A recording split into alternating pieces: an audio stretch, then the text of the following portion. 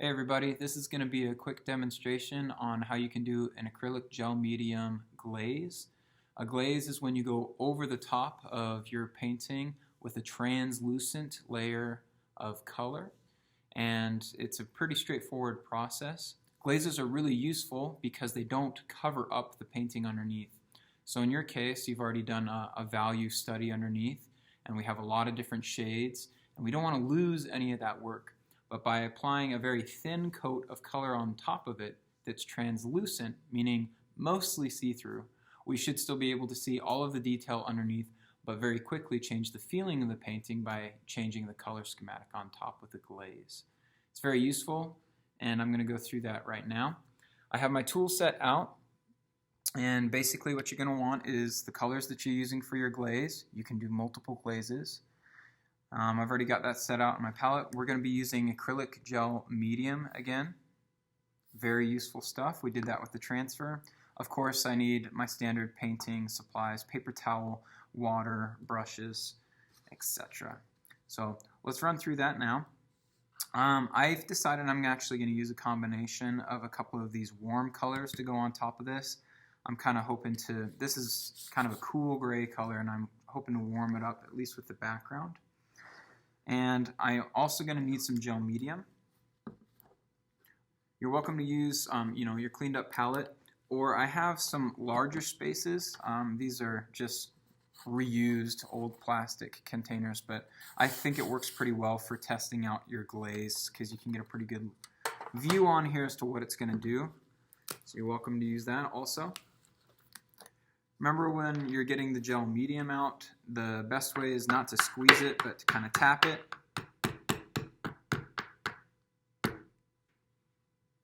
Be cautious of some splatter. Paper towels are handy. Somewhere in that range is probably about the right amount of gel medium. We are going to put a little bit of water in there. Now, I'm actually going to mix up my colors all together with this, and I want to mix it all up in one foul swoop. And the reason for that is that I want my color to be consistent all the way across it. If I'm constantly adding more paint into it, then it's possible that it could end up looking patchy. If that is intentional, that's okay. Sometimes I want a more varied look, but in this case, if I want it to be kind of uniform, then I want to mix it all up in one.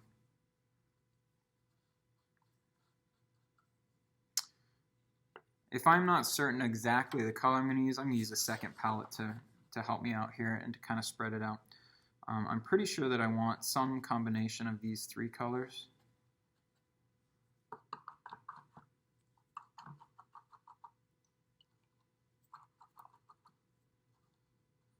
Really, I should have a palette knife to help me with this portion. Let me heat that up a little bit with this orange. I'm pretty sure I'm going to use most of this too, so I just dirtied that up. Please don't do that. But over here, I'm getting an idea about the color that I want.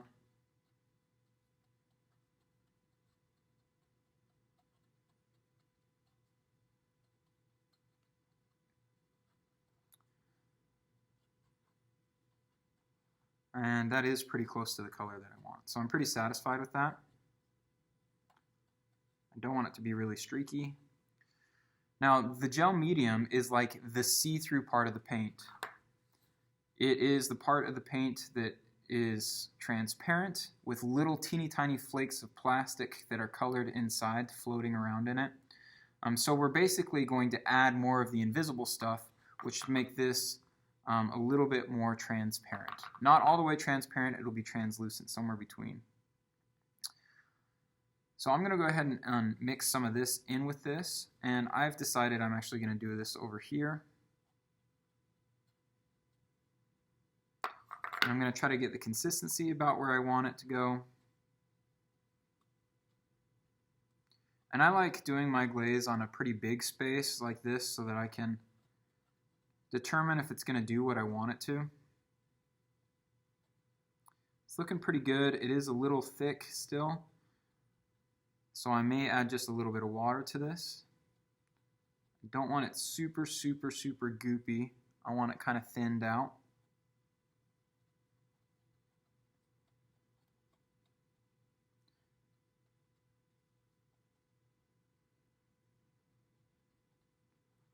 There we go. Now we're getting to the right consistency over here. That's thinned out to about how I want it. Notice that I'm using a really big brush for this. It is going to be quicker to accomplish with a thick brush like this. Okay. Now over here I'm going to test this out just in a corner to see if I like it. Yeah, I'm pretty pleased with that. I'm checking, I can definitely see my picture showing through it, but it's changing the color. If I didn't like it, I luckily have paper towels close by. I can wet them down, and as long as I work quickly, you can see that comes right off as long as it's wet. Okay?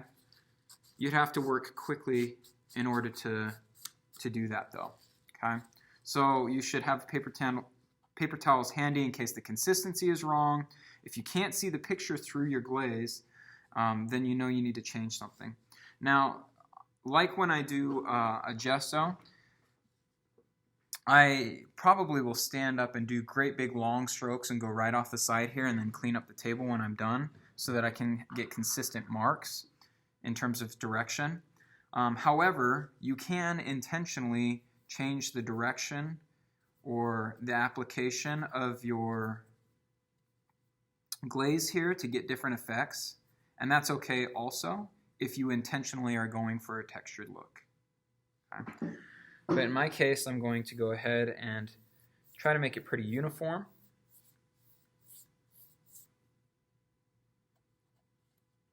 I'm trying to be really consistent with the application here.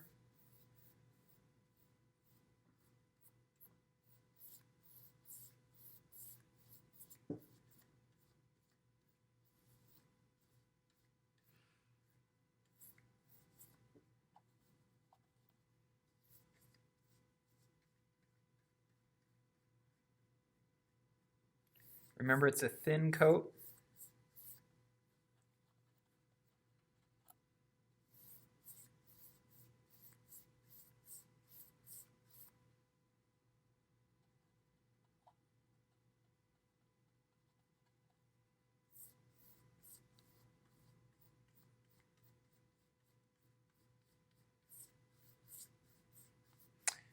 It's very much like watering down your acrylic paint, but the benefit of having the gel medium in there is that the paint will hold a little bit better than if you just water down the pre-existing paint. You can water down acrylic until it's very, very see-through, but then the acrylic won't stick to the board quite as well.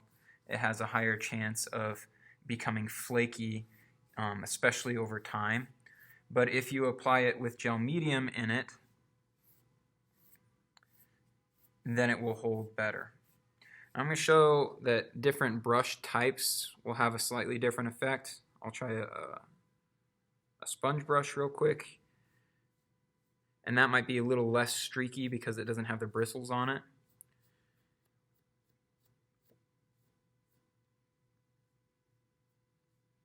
Change the direction. You can be intentional with this. You can purposefully change the direction on things. Really, once it's laid down, you don't want to keep going over the top over and over again. You'll need to let it dry.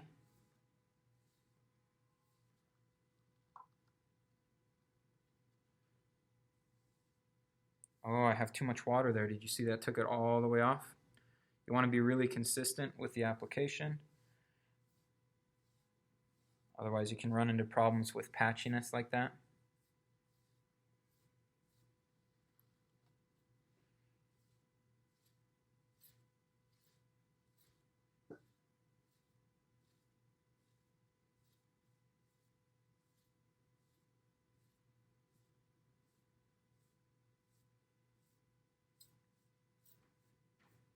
Notice for a glaze that I use like my whole forearm. I'm not bending from the wrist or anything like that.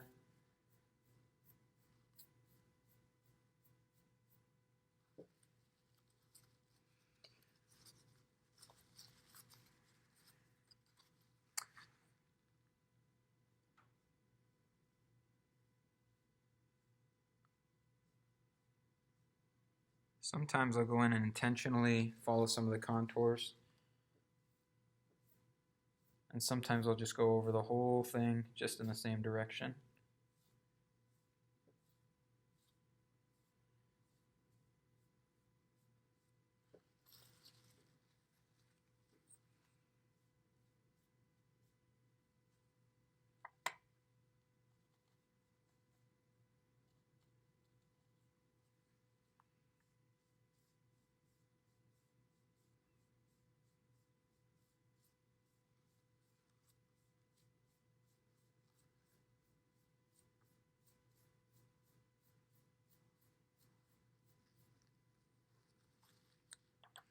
I'm pretty satisfied with that.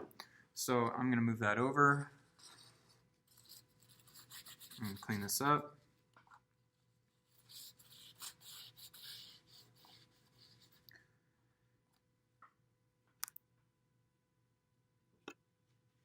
And then I'm going to let that dry. Depending on how much water that you used in your glaze, probably takes somewhere between 15 minutes and a couple of hours to dry, depending on how thick your glaze was.